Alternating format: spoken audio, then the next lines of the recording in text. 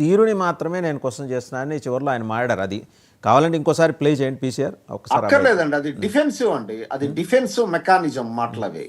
ఇప్పుడు మీరు జగన్మోహన్ రెడ్డి గారు మాట్లాడిందంతా కూడా చేతిలో రాసిచ్చిన ఒక స్క్రిప్ట్ చూసి మాట్లాడుతున్నారు వాసుదేవన్ గారు, మీరు గమనించాలి. ఆ స్క్రిప్ట్ రాసిచ్చారు.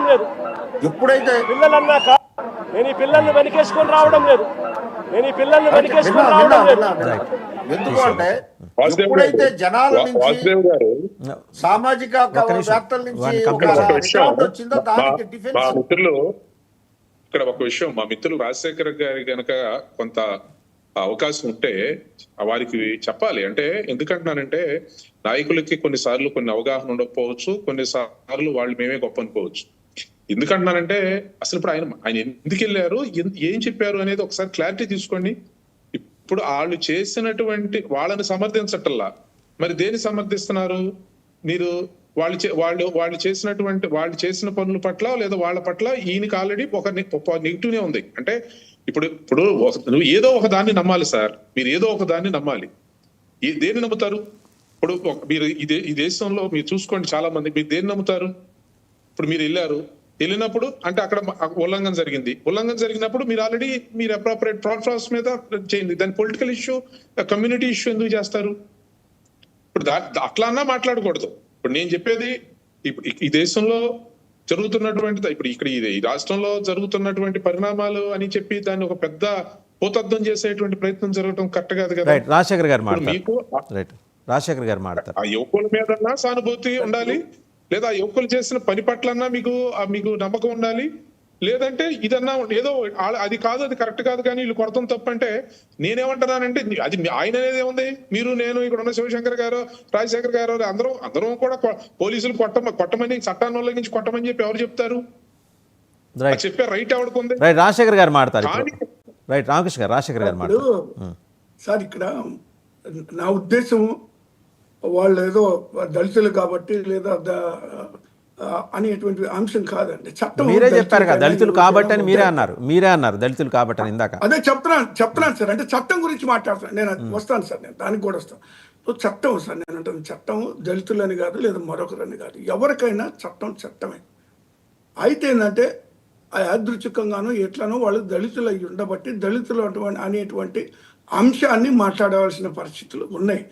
పని ముఖ్యంగా దళితుల పట్ల చిన్న చూపు అనేటువంటిది ఉన్నది అనేటువంటి విషయాన్ని కూడా ఒకసారి గుర్తు చేయడానికి ఆ విషయం మాట్లాడడం తప్పితే, అక్కడ జరిగినటువంటి నేరం ఒకవేళ జరిగి ఉంటే ఖచ్చితంగా చట్ట ప్రకారం చర్యలు తీసుకోవాలనేటువంటిదే మా పార్టీ విధానం. జగన్మోహన్ రెడ్డి గారు మాట్లాడింది కూడా అంత ప్రకారం. అంటే అందుకే ఇప్పుడు గొట్టిపాటి గారు చేసే కసబ్ గురించి చేశారు.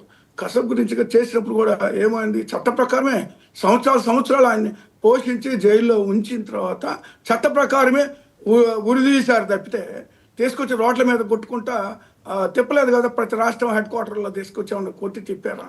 అయ్యేం జరగలేదు కదా. చట్ట ప్రకారమే జరుగుతుంది, అది చట్ట ప్రకారం జరగాలంటే నేనేమంటానంటే, ఒకవేళ మనకి ఇది వద్దు అనుకున్నాం సార్, రాజ్యాంగంలోనే మార్పులు తీసుకుని మార్షల్లా తీసుకొస్తే కంటికి కన్ను పంటికి పన్ను కొన్ని చోట్ల ఉంటుంది కదండి ముస్లిం కంట్రీస్లో. మార్షల్ మార్షల్ ఏమైనా ఉందా మనకి? అంటే చట్టాన్ని నేనేమంటానంటే, చట్టాన్ని పోలీసులైనా మీరైనా మేమైనా ఎవరైనా అది గౌరవించాల్సిందే, చట్ట పరిధిలోకి వెళ్ళవలసిందే. అంతకుమించి ఎట్లా పడితే అట్లా మరి మేము ఏది పడితే అది చేసుకొని పోతాము అనేటువంటిది అది సరైనది కాదు. ఏది ఏమైనా కూడా నేను ఒకటి మాత్రం చెప్పదలుచుకున్నాను సార్, ఈ అంశానికి సంబంధించి వాళ్ళల్లో ఒకవేళ ఏది నిరూపణ అయినా సరే ఖచ్చితంగా చట్ట ప్రకారం చర్యలు తీసుకోవాల్సిందే. దాన్ని నేనేంటంటే ఇప్పుడు అదే ఈ కూటమి వన్ సైడ్గా సపోర్ట్ చేస్తా ఉన్నారు. అది నేను తప్పు పడుతున్నా. వన్ సైడ్గా వీళ్ళ నేరాలు మీకు అవకాశం ఉంది సార్, మీరు రెండు వైపులా నిలబడండి. గొడవలు చేశారు కాబట్టి మీరు రెండు వైపులా కాదు సార్, కాదు మీకు ఒక అవకాశం ఉంది. రాజశేఖర్ గారు మీకు ఒక అవకాశం ఉంది. మీరు రెండు ఆ బాధిత మహిళల వైపు, బాధిత ఆడపిల్లల వైపు కూడా వెళ్ళి నిలబడండి. జనం మిమ్మల్ని మెచ్చుకుంటారు, ఇక్కడ భుజాలెక్కి తిప్పుతారు. అది మా దృష్టికి వచ్చి ఉంటే ఖచ్చితంగా వాళ్ళని ప్రపంచం దృష్టికి వచ్చింది, మీ దృష్టికి రాకపోవడం సిగ్గుచేట. అది అదే ఆ సార్ ప్రపంచంలో మీరు చెప్తున్నాను లేరా? సార్. ఇప్పుడు ఈ అంశం వెలుగులోకి వచ్చింది సార్, అది రాలేదు సార్ ఎప్పుడు.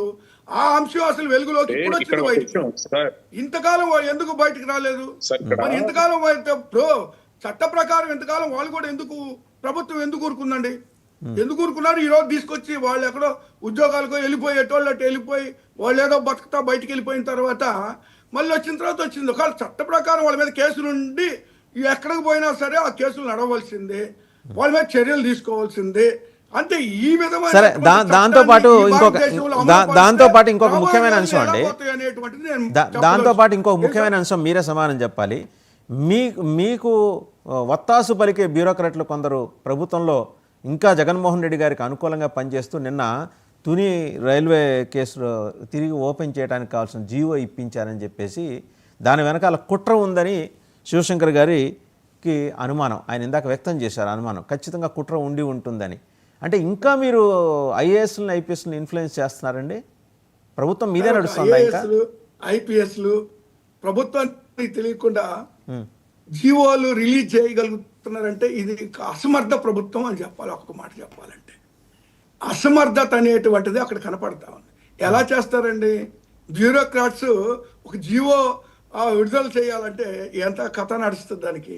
ఎవరి ఇష్ట ప్రకారం వాళ్ళు జీవోలు ఇచ్చుకుంటా పోతే ఏ ప్రభుత్వం ఉంటుందని, మేమున్నా వాళ్ళున్నా ఎవరున్నా కూడా పైనుంచి కింద దాకా ఆ ఫైల్ నడుస్తూనే ఉంటుంది ఒక జీవో రావడానికి. ఎవరికి తెలియకుండా సీక్రెట్గా ఇచ్చేటువంటిది కాదు కదండి, ఎవరికి తెలియకుండా. అందులో ఈ ప్రభుత్వం కూటమిలో ఉన్నటువంటి ఆ ప్రభుత్వంలో మరి ఒక్కరికి తెలియకుండా ఈ మూడు పార్టీలు ఉన్నటువంటి అధికారం పంచుకున్నటువంటి వీళ్ళకి తెలియకుండా జీవో రావడం ఏంటి? కేవలం జీవో ఎప్పుడైతే వస్తుందో ఇక్కడ ఆందోళన మొదలయ్యి ఉద్యమాలు మళ్ళీ కాపు సంఘాలు ఎప్పుడైతే బయటకు వచ్చినాయో, ఈరోజు రేపట్లో వాళ్ళందరూ ప్రెస్ మీట్లు పెట్టి మాట్లాడేటువంటి పరిస్థితులు వచ్చినాయో, దాన్ని సర్దుకునేటువంటి ప్రయత్నం లేదా సమర్థించుకునేటువంటి ప్రయత్నం బ్యూరోక్రాట్స్ మీద వేస్తారు. ఎందుకంటే బ్యూరోక్రాట్స్ ఇప్పుడు ఆల్రెడీ మేము అధికారాన్ని కోల్పోయి వీళ్ళు వచ్చిన వెంటనే ఏం చేశారండి, ఐపీఎస్ని ఎంత గందరగోళం చేయాలో అంత గందరగోళం చేశారు. ఐఏఎస్ని అలాగే చేశారు.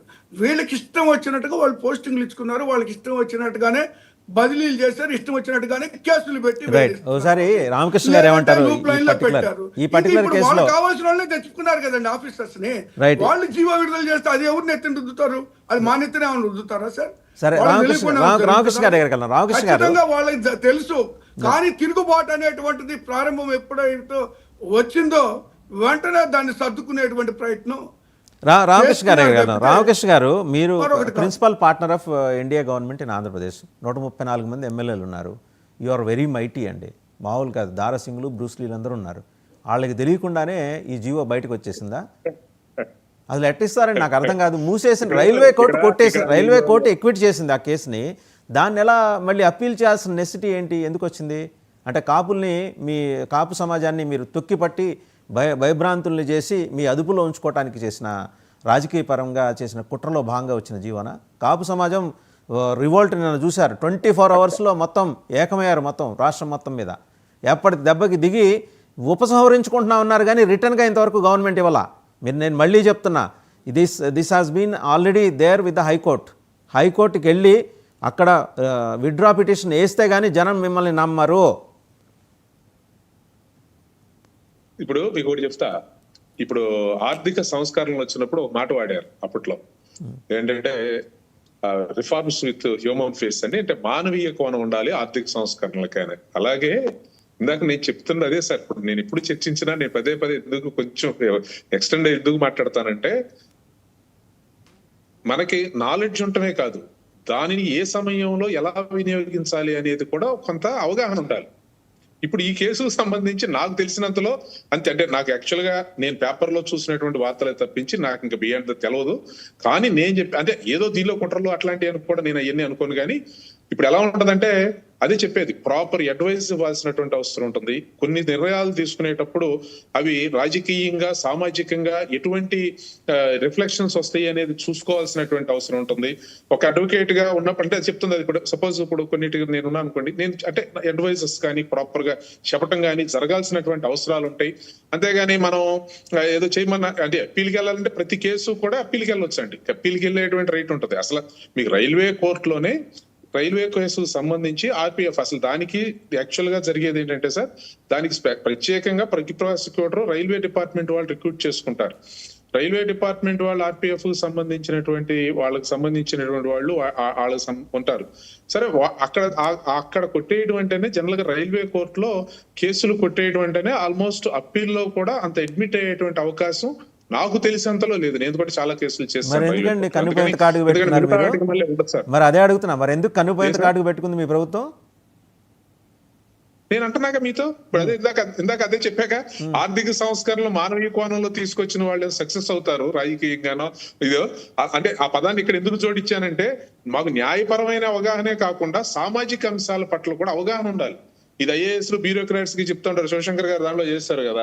ఎందుకంటే కేవలం అధికారే కాదు, అక్కడ అధికారి రూల్స్ చూడటమే కాదు, రూల్ బుక్ లో చాలా ఉంటాయి.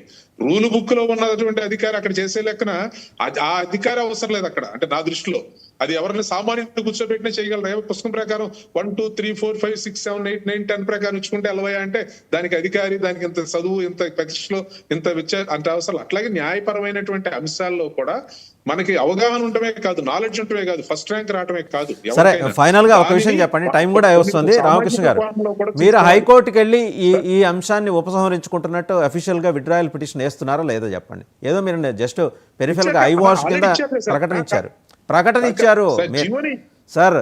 సమాజం మిమ్మల్ని నమ్మట్లేదు సార్, కాపు సమాజం. మీరు అఫీషియల్ గా హైకోర్టుకి వెళ్ళి వెనక్కి తీసుకుంటే గానీ విత్డ్రా పిటిషన్ వేస్తున్నామని, విత్డ్రా పిటిషన్ అఫీషియల్ గా ఈ జీవో బ్రహ్మాండంగా రిలీజ్ చేశారుగా, విత్డ్రా పిటిషన్ కూడా జనాల్లోకి పంపించండి, నమ్ముతారు మిమ్మల్ని.